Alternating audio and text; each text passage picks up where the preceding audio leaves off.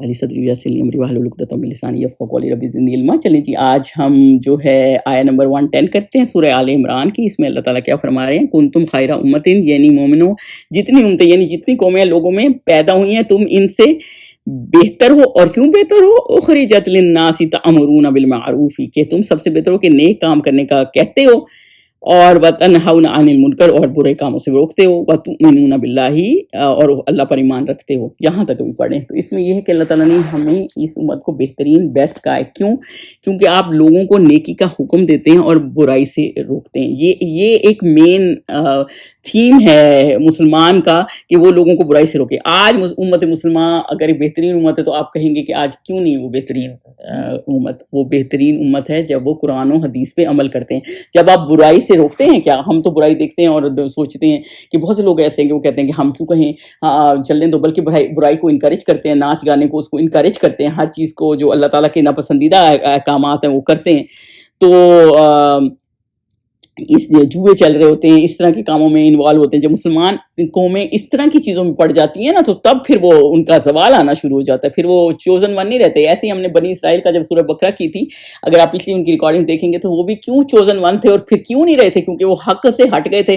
کتاب ان کو اللہ تعالیٰ نے دی تھی، اس کی عزت تو بہت کرتے تھے، عمل نہیں کرتے تھے۔ اور مسلمانوں کو بھی آج یہی حال ہے کہ قرآن کو الماریوں میں سجا کے تو رکھ دیں گے لیکن اس پہ عمل نہیں کریں گے۔ تو اس وجہ سے اللہ تعالیٰ وہ کہہ رہے ہیں کیوں بہترین امت ہے؟ کیونکہ حق نیکی کا وہ دیتے ہیں اور برائی سے جو ہے نا بچاتے ہیں۔ تو ہمارا مقصد یہ ہے کہ ہم کیا کریں؟ ہم دعویٰ کریں، لوگوں کو بتائیں۔ اور آج کا اس زمانے میں جگہ جگہ پوری دنیا میں اسلام پھیلا ہوا ہے۔ صحابی آپ دیکھیں تو پوری دنیا میں پھیلے ہوئے تھے، اور تبھی اتنے دور دور ملکوں میں اسلام پورے ملک مسلمان ہوئے۔ آج کون ہے جو پورے ملک مسلمان کر رہا ہے؟ یہ کون ہے جو اتنے ایفرٹ کر رہا ہے؟ کرسچن مشنری تو جگہ جگہ پہنچے ہوتے ہیں، لیکن مسلمانوں نے اتنے ایفرٹ نہیں کیے ہوئے کہ ہر جگہ پہنچے ہوں۔ اور اس پہ بہت زیادہ اللہ تعالیٰ نے اس بات کو کیا، کیونکہ بیسیکلی اس مسلمانوں کا کام تو یہ توحید کو پھیلانا۔ اور ایک حدیث پاک کی ہے، جو لوگ اس طرح کے نیکی، اس کا مفہوم اس طرح ہے کہ نیکی کا حکم تو برائی سے روکو، ورنہ ان قریب اللہ عذاب نازل کر دے گا، اور دعا کرو گے اور دعائیں قبول نہیں ہوں گی۔ آج جیسے بندے ہم سوچتے ہیں کہ حرم میں اتنی دعائیں کر رہے ہیں کہ اتنا مسلمانوں پہ ظلم ہو رہا ہے، یہ وہ پھر کیوں نہیں دعائیں قبول ہوتی؟ اسی لیے کہ برائیوں میں ہم پڑے ہوئے ہیں اور برائیوں کو انکریج کر رہے ہیں، اور جو حق بات ہے وہ مسلمانوں نے ہی حق چھوڑ دیا۔ مطلب اب پہچانے نہیں جاتے، ایون پہچاننا ہی بعض لوگوں کو مشکل ہوتا ہے کہ یہ مسلمان ہیں کہ کافر ہیں۔ تو اتنا زیادہ اپنے آپ کو اس چیز میں رکھا ہوا ہے کہ ایون نماز ہی کئی لوگ نہیں پڑھتے، جو کہ بہت ضروری ہے۔ اور حدیث پاک کا مفہوم یہ بھی ہے کہ ورنہ برے لوگ اللہ تعالیٰ مسلط کر دیے جاتے ہیں۔ اسی لیے تو سارے جو بہت سے مسلمان لوگوں کے ملکوں کے لیڈر ہیں وہ سارے کرپٹ ہیں، اور نیک لوگ پھر دعا کرتے بھی ہیں نا تو قبول نہیں ہوتی۔ اور ایک ایسا شہر تھا جہاں بہت ہی اللہ تعالیٰ نے کہا کہ اس کو پلٹا دو حضرت جبرائیل علیہ السلام سے، تو حضرت جبرائیل نے کہا کہ یہ تو یہاں ایک ایسا نیک بندہ رہتا ہے جس نے ہمیشہ ہی اللہ تعالیٰ کی عبادت کی، کوئی ذرا سا بھی ٹائم ویسٹ نہیں کیا۔ تو اللہ تعالیٰ نے کہا کہ یہی بندہ وہ ہے جو لوگوں کو نافرمانی سے روکتا نہیں، اس کو ذرا بھی برا نہیں لگتا یہ بات کا، تو اس کو تو سب سے پہلے وہاں جا کے عذاب دو۔ تو یہ والا مطلب یہ اس کا مفہوم میں آپ کو بتا رہی ہوں۔ تو اور یہ حدیث پاک بھی ہے کہ برائی کو روکے، ہاتھ سے ہٹائے، اگر طاقت نہیں ہے پھر زبان سے روکے، اور پھر بھی نہیں ہے تو دل سے برا سمجھے، اور یہ ایمان کا سب سے کمزور درجہ ہے۔ مطلب ہمیں یہ ہوتا ہے، ہم تو خود برائیوں پڑے ہوتے ہیں، لوگوں کو اب لوگوں کی ایون شادیاں دیکھ لیں، سب اسلام کی کوئی یہ رسومات نہیں ہے، اور سب رسومات میں پڑے ہوتے ہیں اور بڑھ چڑھ کے حصہ لے رہے ہوتے ہیں۔ اس نے یہ کیا تو ہم نے اس سے بڑھ کے کرنا ہے۔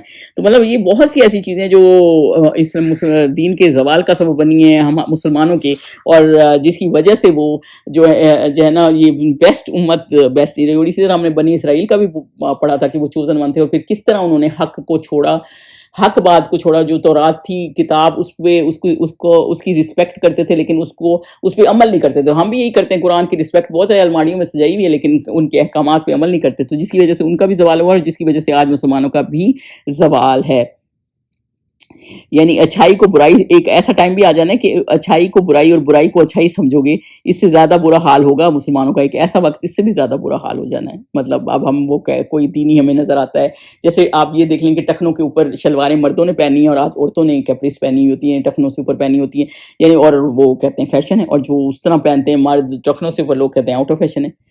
تو یہ مطلب اتنا زیادہ برا وقت مسلمانوں پہ آ جانا ہے کہ پھر فتنے ہی ختم نہیں ہونے۔ اور علماء ہی جان چھڑاتے ہیں کہنے سے کہ وہ ان کو ہی پکڑ لیتے ہیں، ان کو ہی مار دیتے ہیں. اس زمانے میں وہ نبیوں کو قتل کر دیتے تھے. آج نبی تو کوئی نہیں آنا، لیکن جب نبی کوئی حق بات کرے تو ان کو مار دیتے ہیں. اور لوگ کہتے ہیں حجاب نہ پہنو، یہ اچھا نہیں لگ رہا، جاب نہیں ملے گی. لوگوں نے گھر لیے ہوتے ہیں اس طرح سود پہ، اور رشوتیں چل رہی ہوتی ہیں، اور ہر چیز وہی چیز کیا ہوا ہوتا ہے کہ جو کام اسلام میں منع ہے. اب دیکھ لیں بہت سی چیزیں ہیں جو اسلام میں منع ہے، اور لیکن پھر بھی لوگ اس پہ عمل کر رہے ہوتے ہیں، کیونکہ لوگوں کو لگ رہا ہوتا ہے کہ آج تک علین ہے. لیکن نہیں، دین ہمیشہ ہی رہتا ہے. جو اللہ تعالیٰ کے احکامات ہیں ہم نے انہی کے اوپر عمل کرنا ہے. تو آگے اللہ تعالیٰ نے کیا فرمایا، اور برے کاموں سے منع کرتے ہیں اور اللہ پر ایمان رکھتے ہیں. اور اگر اہل کتاب بھی ایمان لے آتے تو ان کے لیے بہت اچھا ہوتا ہے. یعنی کہ اگر وہ لوگ بھی اہل کتاب جو ایمان لے آتے تو بہت بہتر ہوتا، کیونکہ خیر کا حکم دیتے اور برائی سے روکتے، اور کیونکہ ان کی کتابوں میں بھی یہ لکھا ہوا تھا تو یہ ان کے لیے اچھا تھا. جو بھی مسلمان ہے یا اللہ کے احکامات پہ عمل کر رہا ہے یا نیکی کر رہا ہے وہ اس کے لیے اچھا ہے. اللہ تعالیٰ تو اس چیز سے غنی ہے. بہت اچھا ہوتا ہے. ان پر ایمان لانے والے بھی ہیں، اور جو اگر اہل کتاب بھی ایمان لے آتے تو ان کے لیے بہت اچھا ہوتا ہے. اور ان میں ایمان لانے والے بھی ہیں لیکن تھوڑے اور اکثر نافرمان ہیں. یعنی ان میں یہ ہے نا، المؤمنون اکثرهم فاسقون، یعنی ان میں ایمان لانے والے بھی کچھ ہیں لیکن تھوڑے ہیں، لیکن باقی زیادہ نافرمان ہیں، کیونکہ زیادہ یہ ضد پہ اڑ گئے تھے نا، مانتے نہیں تھے. تھوڑے ان میں سے کون سے تھے؟ جیسے نجاشی ہم نے دیکھا، اس پہ سورہ حضرت جعفر نے سورہ مریم پڑھی تو وہ ایمان لے آیا. عبداللہ بن سلام تھے تو وہ ایمان لے آیا حضور صلی اللہ علیہ وسلم کو دیکھ کے.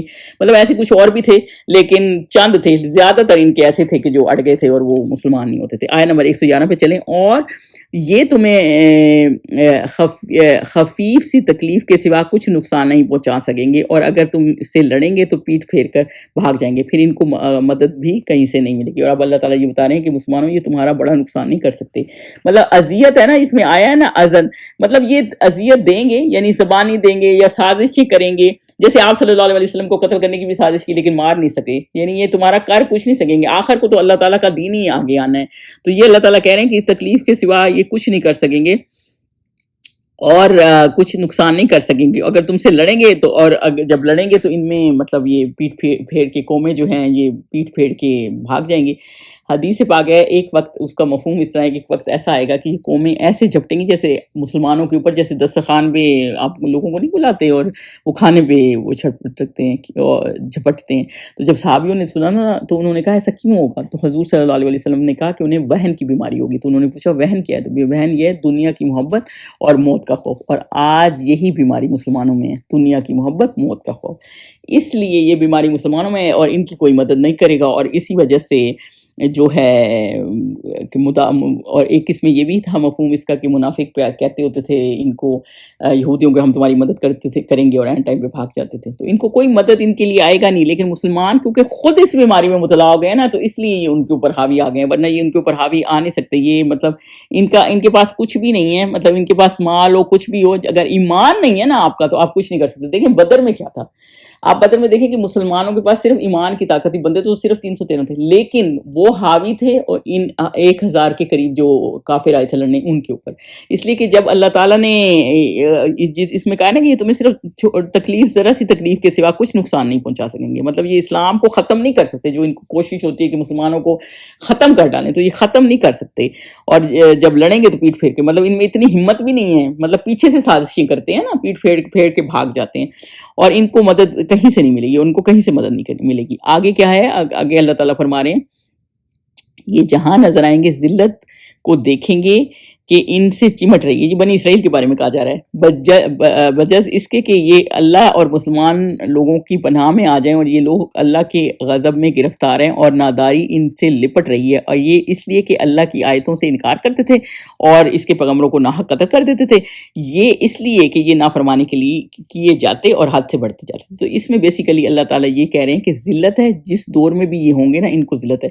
اللہ کی ناراضگی ہے ان کے اوپر، یعنی کہ یہ جہاں بھی نظر آئیں گے ان کے لیے ذلت ہے. آپ یہ دیکھیں آج اگر یہودیوں کو بھلے فلسطین میں بھی بے درہ قتل کر رہے ہیں لیکن لوگ ان کو کس نظر سے دیکھ رہے ہیں کہ یہ ظالم ہے، ذلت ہی ہے نا.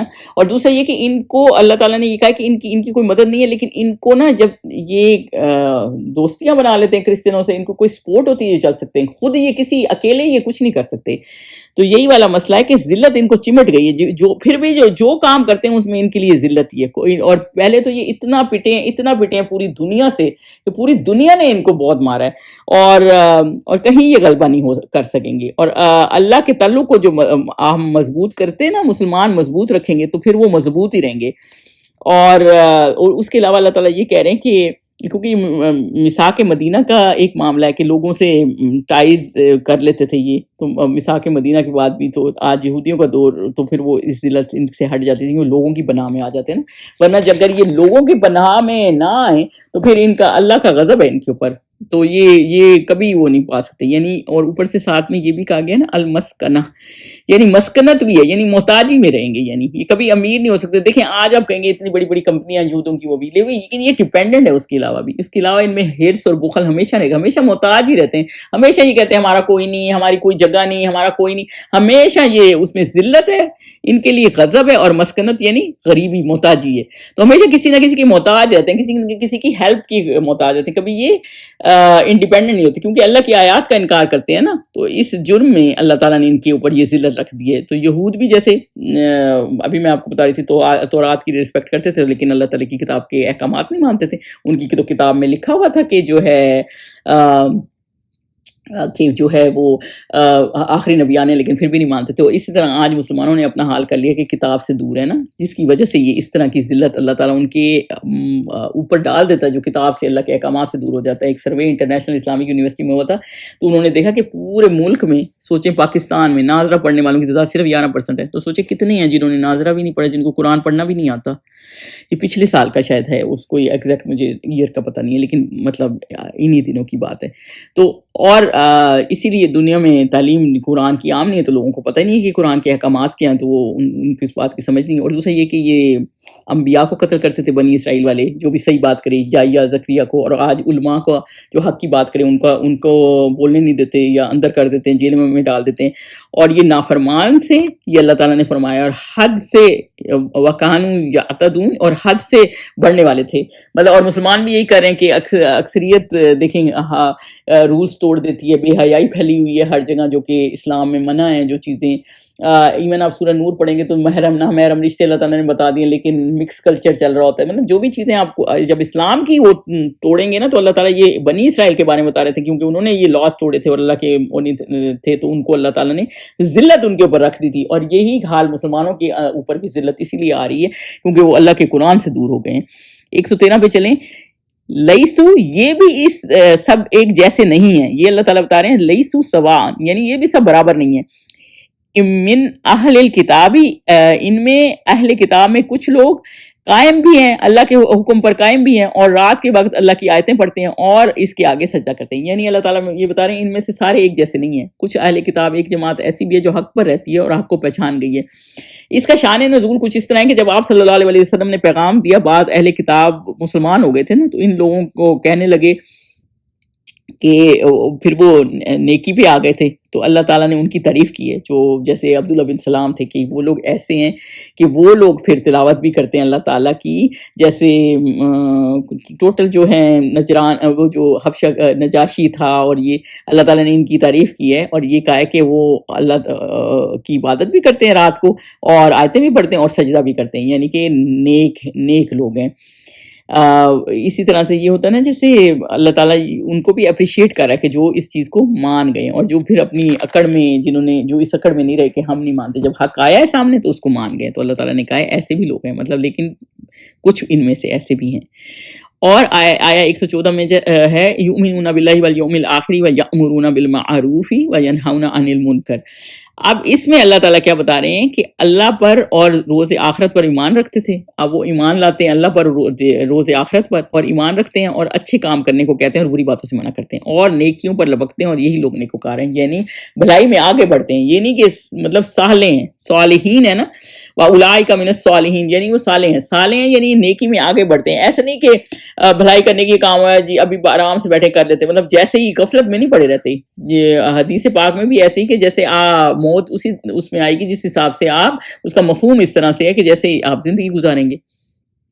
تو آپ کو جس طرح کی آپ کی زندگی ہوگی تو اسی طرح کی آپ کو موت بھی آئے گی. اس سے پہلے اور حدیث پاک کیا ہے کہ اس سے پہلے کہ بڑھاپا آ جائے یا ایسا کہ غفلت میں موت نہ آ جائے یا جس میں یا ایسی حالت میں جب آپ حرکت نہ کرنے کے قابل ہوں، ایسی بیماری آ جائے، اس طرح سے بہتر ہے کہ آپ اس سے پہلے نیک اعمال کر لیں. تو جن کا مقصد اللہ کو راضی کرنا ہے وہ نیکی کا کام کریں گے اور صالح کے ساتھ ہوں گے تو اور آخرت پہ ایمان رکھیں گے، کیونکہ آخرت پہ ایمان ہی آپ کو ڈرائیو ہے جو کہ آپ کو پتہ ہے کہ آپ کو یہاں آپ کو اگر کچھ ایفرٹ کرنے پڑ رہے ہیں یا دین کے لیے آپ لگے ہوئے ہیں تو پھر آخرت میں اللہ تعالیٰ اس کا اجر دے گا.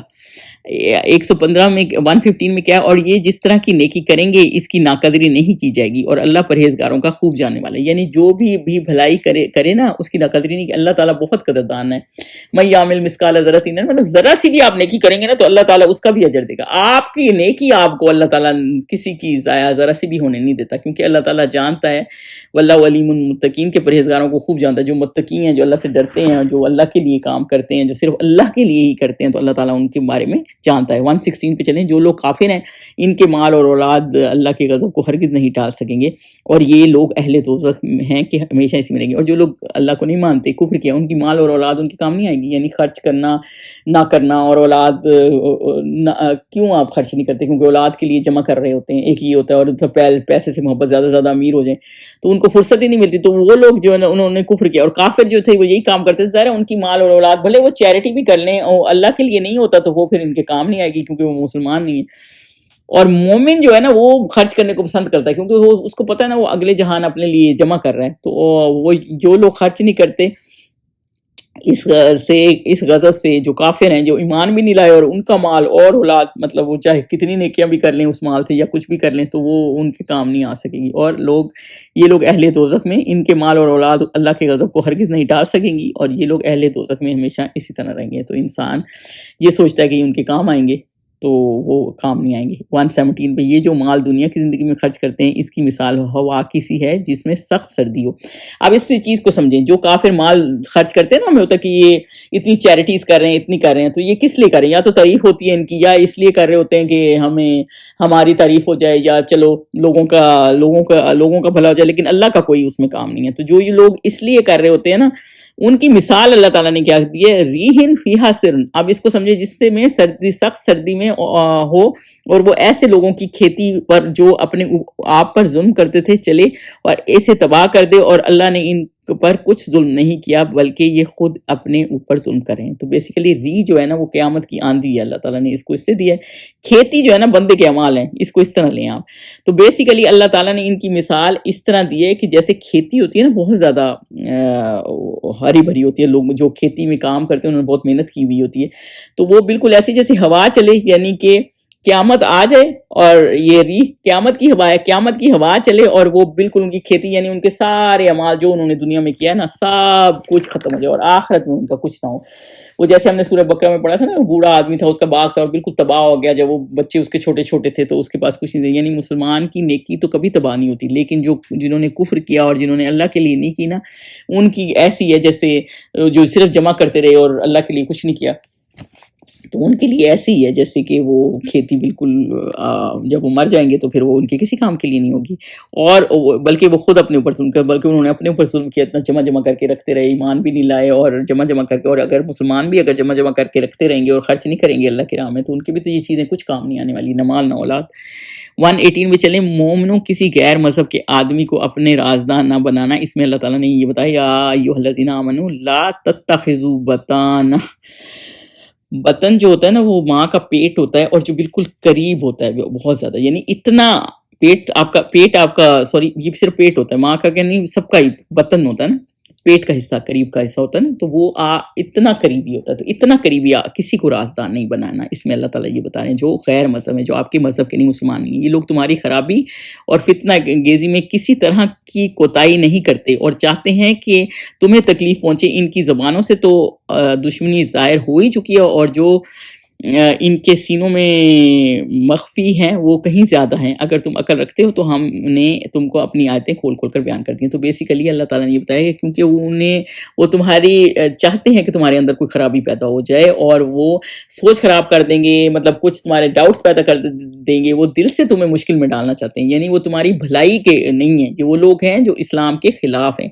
اس طرح کے مدینہ میں یہودی اوس اور خزرج کے پہلے دوست ہوا کرتے تھے۔ جب حضور صلی اللہ علیہ وسلم آئے اور مسلمان ہو گئے اوس اور خزرج کے دونوں قبیلے، تو ان کو یہ بہت بری بات لگتی تھی کہ یہ تو بالکل بھائی بھائی بن گئے، تو یہودی دین کے دشمن تھے، تو وہ پہلے سے دوست تھے، کچھ نے ان کو زہر انصار کے پہلے سے ہی دوست تھے، تو انہوں نے اسٹل ان کے ساتھ دوستیاں رکھی ہوئی تھیں، لیکن یہ اللہ تعالیٰ ان کو بتا رہے ہیں کہ دل سے یہ تمہارے خلاف ہیں، یعنی دل سے دشمن ہیں، ہر وقت چاہتے ہیں کوئی نہ کوئی فتنہ اور ان سے محتاط رہیں۔ یعنی اگر غیر مسلم کا مقصد شر فساد پھیلانا نہیں ہے نا، جیسے حضرت ابو طالب تھے تو وہ حضور صلی اللہ علیہ وسلم کے ساتھ ہیلپ کرتے تھے، ان کا مقصد یہ نہیں تھا کہ ان کا دین، ان کا دل خراب کریں یا ایک دوسرے کے خلاف لگائیں یا ان کے راز باہر کریں، تب تو آپ ان سے رکھ سکتے ہیں۔ لیکن جب وہ ان کا مقصد ہی دین کی دشمنی تھی نا، جب وہ وہاں کے یہود تھے مدینہ کے، تو ان کو تو یہ دشمنی لگی ہوئی تھی نا کہ یہ کیسے مسلمان ہو گئے ہیں، تو وہ دین ان کے پاس کیسے آ گیا اور ان کے پاس کیسے نبی آ گئے ہیں، تو پھر وہ اس دشمنی کے چکر میں نا دل میں چاہتے تھے کہ ان کا نقصان ہی ہو۔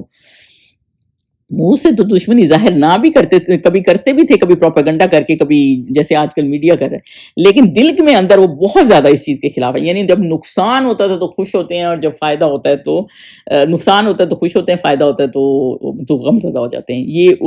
اس لیے عقل کرو، اللہ تعالیٰ نے یہ کہا ہے ان کنتم تعقلون، تو اس بات پہ عقل کرو کہ یہ دل سے کبھی بھی تمہارا فائدہ نہیں چاہتے۔ آج بھی دیکھیں کہ مسلمان ملکوں کو ہمیشہ وہ کرنے کی کوشش، اپنے اس پہ طریقوں پہ چلانے کی کوشش کرتے ہیں، کبھی ان کے طریقوں پہ خود چلنے کی کوشش نہیں کرتے۔ 119 پہ چلے، دیکھو تم ایسے صاف دل لوگوں کے ان لوگوں سے دوستی رکھتے ہو، حالانکہ وہ تم سے دوستی نہیں رکھتے، اور تم سب کتابوں پر ایمان رکھتے ہو اور وہ تمہاری کتاب کو نہیں مانتے، اور جب تم سے ملتے ہیں تو تم سے کہتے ہیں کہ